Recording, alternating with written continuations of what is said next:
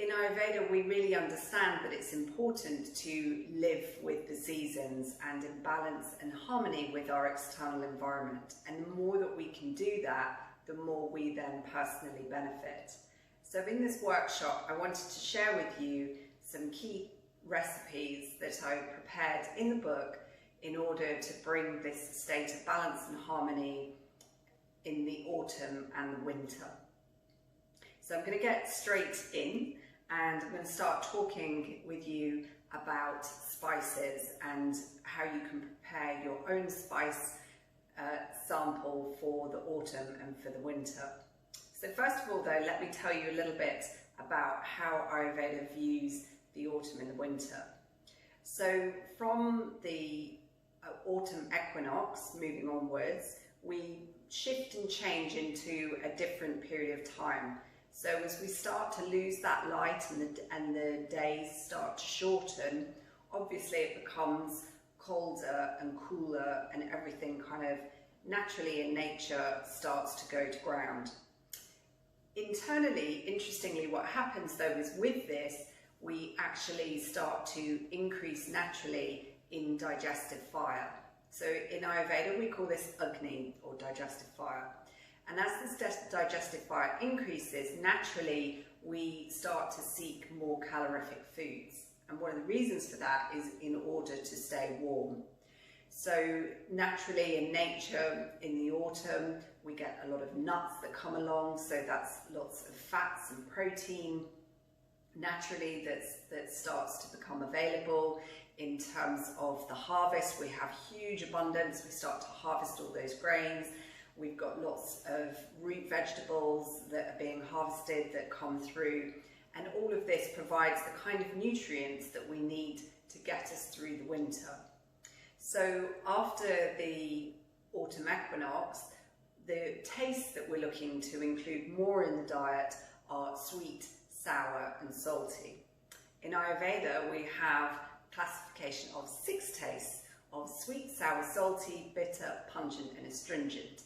And what we're looking to do generally in food is to incorporate all of these 6 tastes into one meal. But as I just explained a moment ago, in the autumn, in the winter and into late winter, early spring, these tastes of sweet, sour and salty, we look to incorporate those a little bit more. Now in the winter, as I just said a moment ago, particularly in the northern hemisphere, it gets pretty cold, and in the autumn we've got the situation of coming out of possibly a warm summer. This year it's not necessarily been so warm, albeit in September right now we have had recently some lovely warm weather, and that causes an increase in the heating elements in the body. So sometimes in the autumn we're looking to also take care of maybe some extra heat in the body from the summer. So we might also include some things that are a bit more bitter and a bit more astringent. But without getting too deep, I want to just take you in to my first recipe, which is for this wonderful autumn spice mix. So looking ahead to the winter, we're looking to obviously really boost our immunity. We want to keep our lungs, all of the mucus in the chest nice and balanced, and the respiratory airways nice and clear.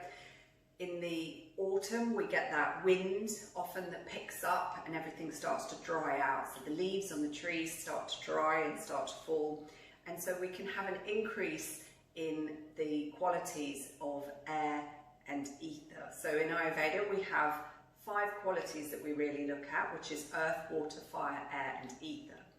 And you might have heard, if you've heard of Ayurveda before, of Vata, and that's air and ether, and they can start to increase as this natural winds start to increase. So in order to counterbalance that, some of the spices that are here, as I'll tell you about in a moment, they're deliberately there in order to counterbalance that.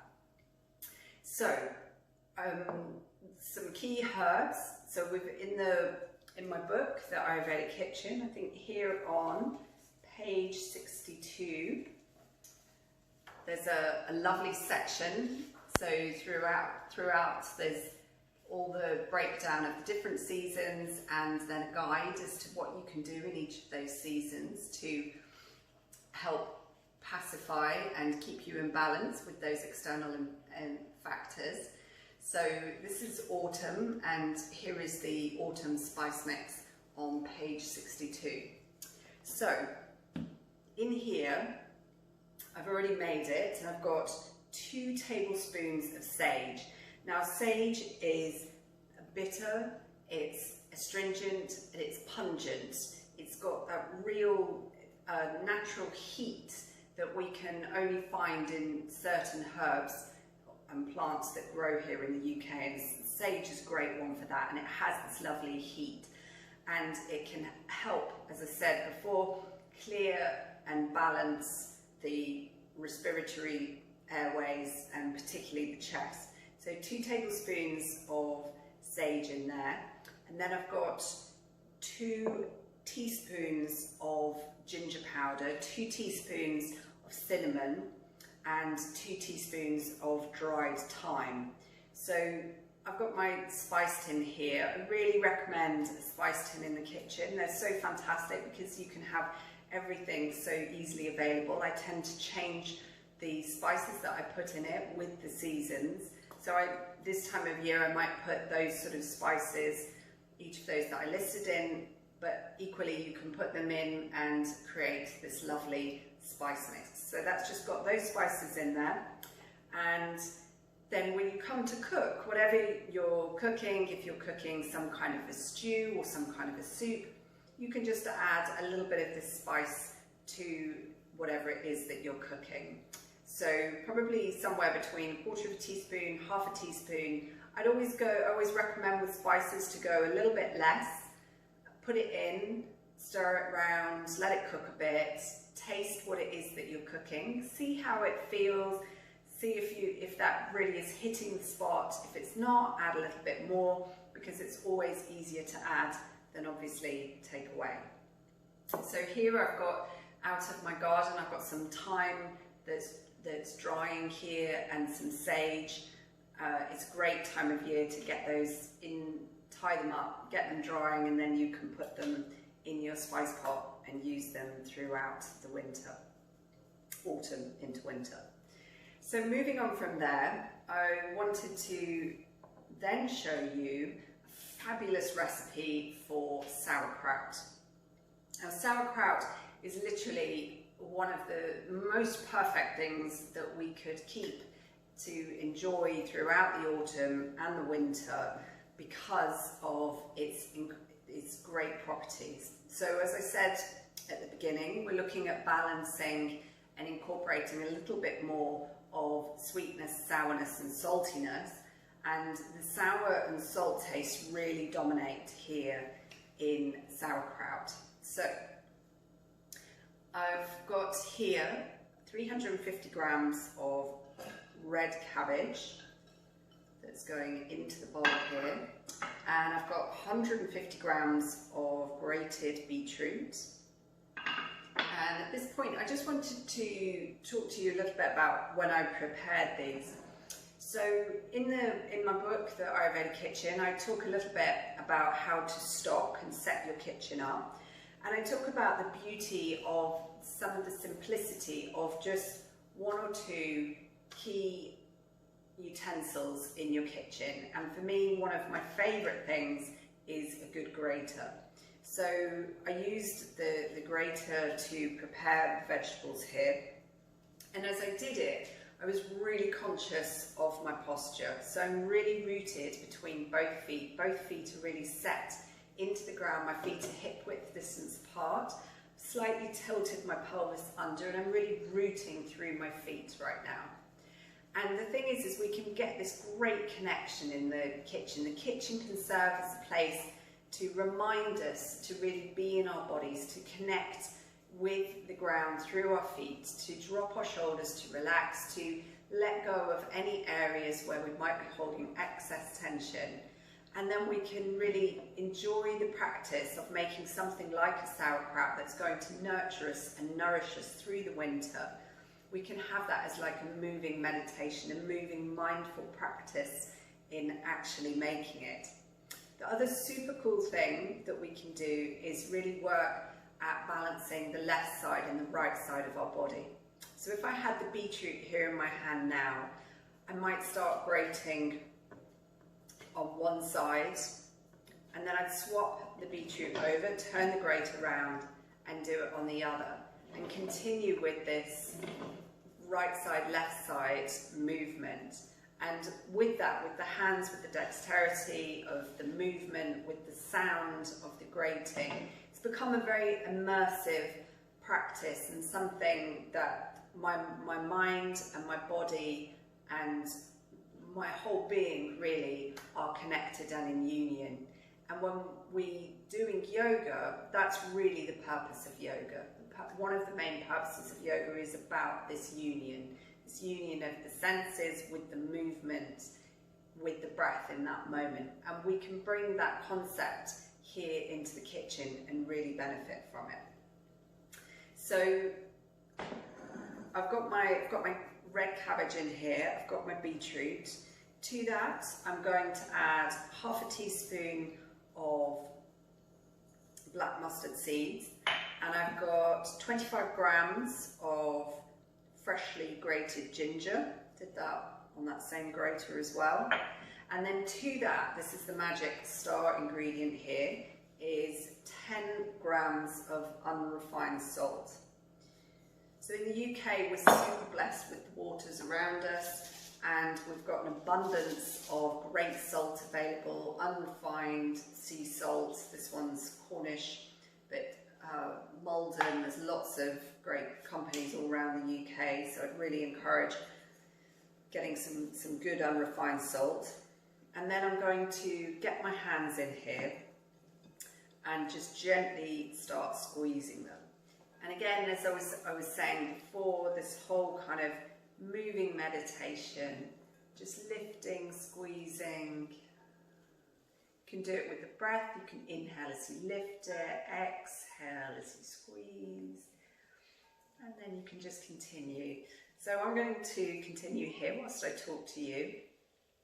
And so the most wonderful thing about taking these humble ingredients is the magic that's going to happen and ensue by all the tiny little bacteria that we can't see but are here present on the surface of the cabbage, and they're going to slowly start to ferment over days, and then it's going to create a load of lactic acid, which then is ultimately going to preserve. Now the beautiful thing with this is as this cabbage ferments and preserves, it's going to increase in vitamin C. So to this I added some beetroot. Beetroot is the most glorious, wonderful, earthy, grounding, slightly warming vegetable. And of course it's very high in iron content. Now when we're thinking particularly about eating more vegetarian foods, then iron is very important and being able to extract that iron. And if we were eating some leafy green things, for example, we need to add some vitamin C generally to them, so like a squeeze of lemon juice, something like that, and that will help to unlock the iron, the plant form of iron.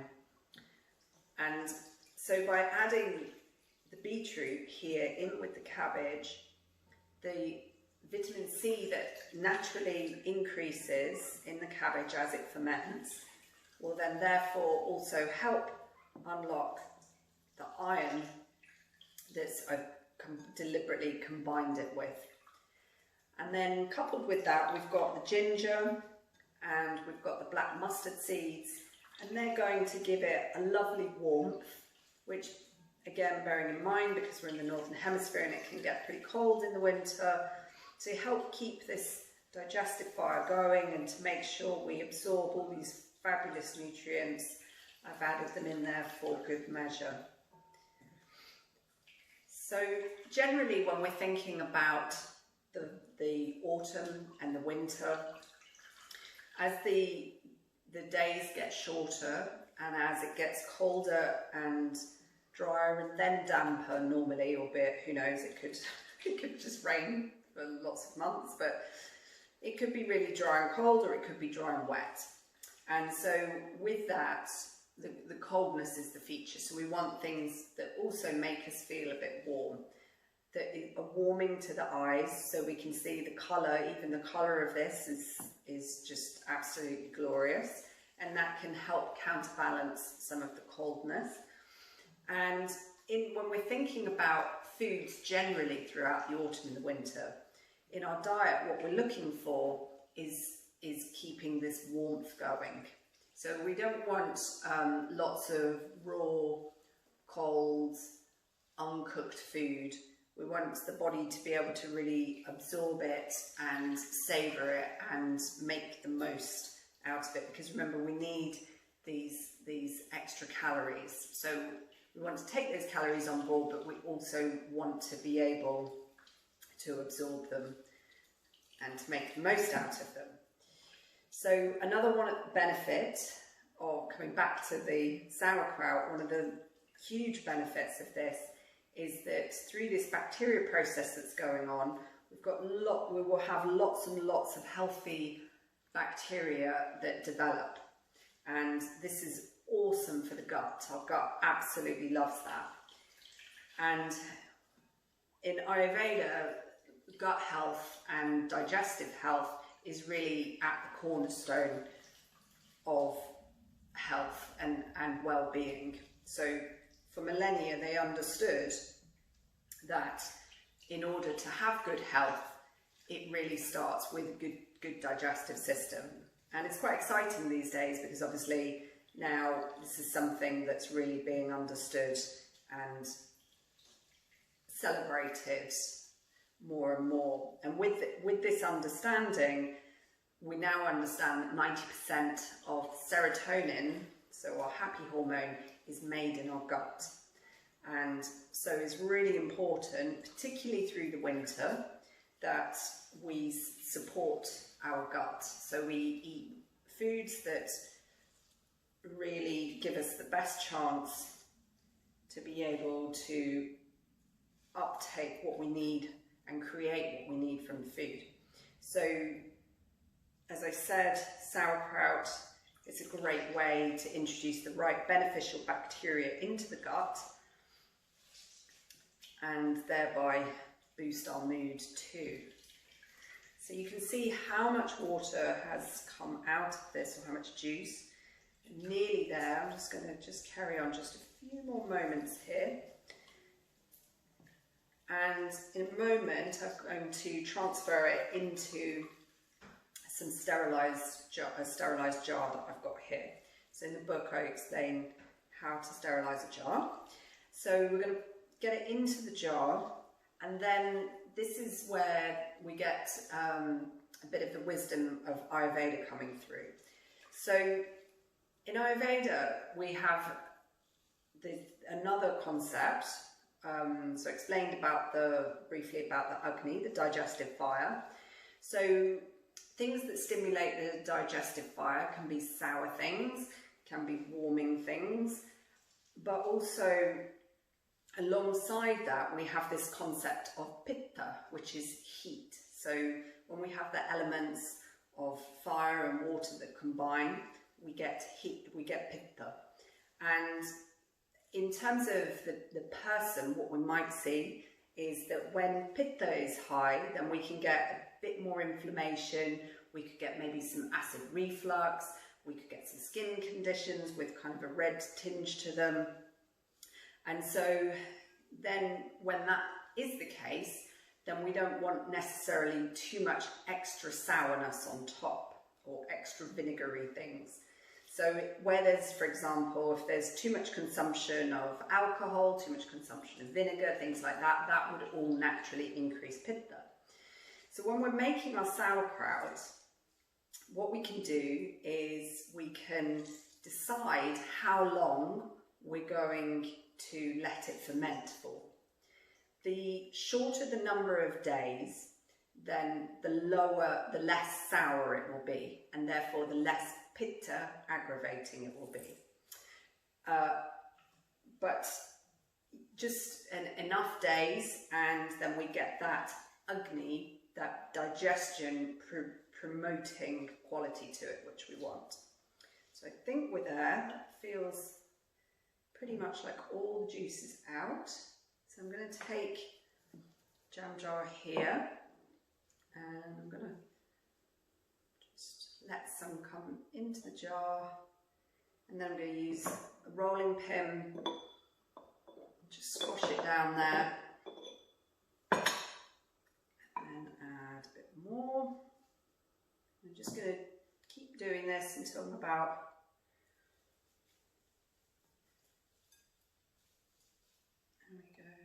more, just put that in there.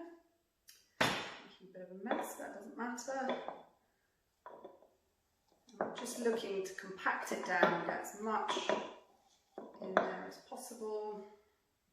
I think this will be the last handful. Oh, now I can get that in as well, I think.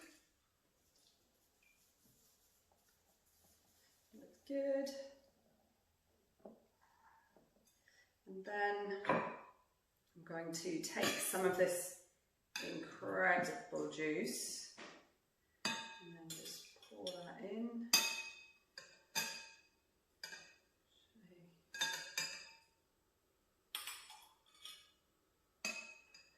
Yeah, so it's about 3/4 of the way up, and juice in. It's looking good. When I cut my cabbage up, I reserved a piece that's going to act as like a little lid in there. So I'm going to push that in there, and then that will just stop any mould from forming on top of the actual sauerkraut. So it acts a bit like a wax disc in a jam jar, that's that sort of idea. And then ultimately just leave about 2 centimetres away from the top, and then in a moment I will clean my hands up and secure the lid on there. And then every day I'll just take it, unscrew the lid once a day, and that just burps it, allows some of the gas out, screw the lid back on tight, so preferably put it in a dark corner of the kitchen somewhere. And then each day return to it, unscrew the lid, let out the gas, screw it back on, and leave it for 5 days. After 5 days, you can then taste it. If it tastes good to you and it doesn't taste too sour, then you can just leave it, that's fine. Just transfer it to the fridge and it'll stop fermenting, more or less, and just rest there until you're ready to eat it later in the autumn, winter. Or you can just keep going back to it for a couple more days and let that sourness develop more. Now, particularly if your digestive system is a bit slow and you need that extra oomph to it, then you can leave it another day or so. But if the pitta is a bit high, then you probably want more of a 5-day ferment than a 7-day ferment. So yeah, hope you enjoyed learning a little bit about sauerkraut from an Ayurvedic perspective, and you maybe choose to give that a go. I was also wanted to just share with you, getting a bit of a mess here, just move that out of the way. Another option for capturing things this time of year is, so we've got the natural sourness that's going to be created through the salt fermentation process. The other thing that we can do is we can instead just use a natural source of vinegar. So I've got some cider vinegar here. Again, in the book I've got a section that talks about how to make different kinds of pickles. So I use apple cider vinegar, above 5% acidity, and I've got this gorgeous cucumber that I grew. So had a good success with cucumber growing this year. And so I've just chopped this cucumber up and put it in some salt on it, and allowed it to sit for a couple of hours, and that just drew out some excess water, which I then rinsed it in water, got rid of some of the excess salt, and then I'm just popping them in a jar here. And then I brought some vinegar, some of this vinegar. First of all, I measured about half a jar worth of vinegar, and I added to it about a quarter of a teaspoon of coriander seeds, of fennel seeds, and a bay leaf. And then I just let that boil away for 3-4 minutes. Just let some of the aroma from the seeds start to release, and then took it off the heat, allowed it to cool a little, and then stirred in a good tablespoon of honey.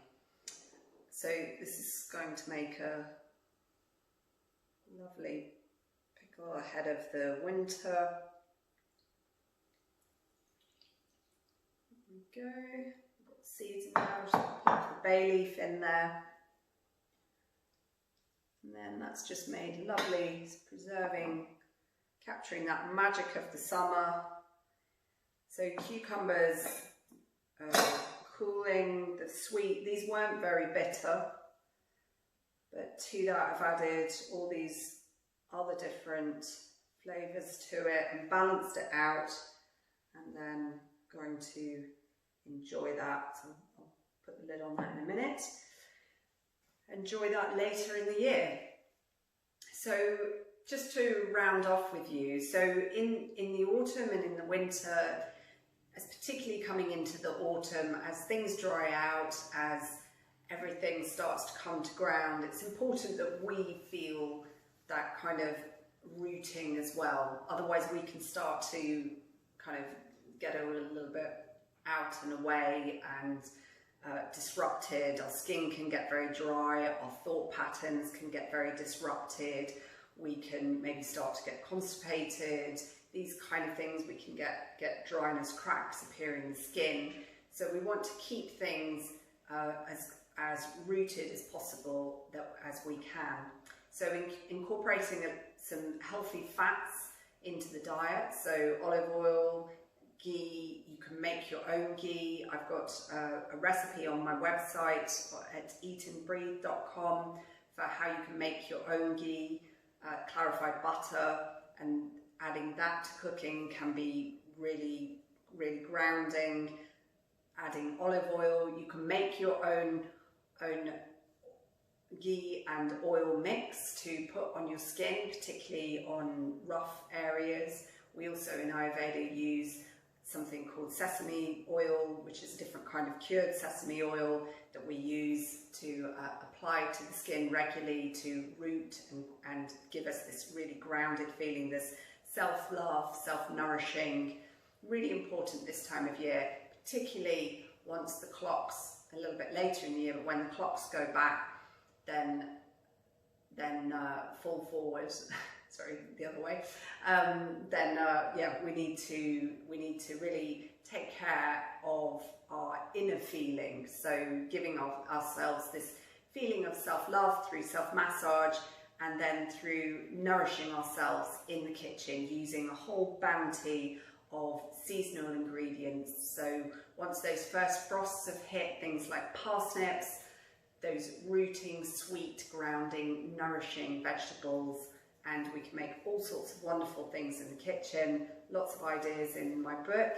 I hope you really enjoyed this workshop. I hope you got something out of it.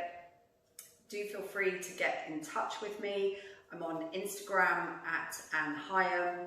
As I mentioned already, I've got my website, eatandbreathe.com. You can find out details how to get in touch with me there if you want to. And if you want to order my book, then it's available on Amazon, also at Waterstones. And I wish you all a fantastic rest of the year.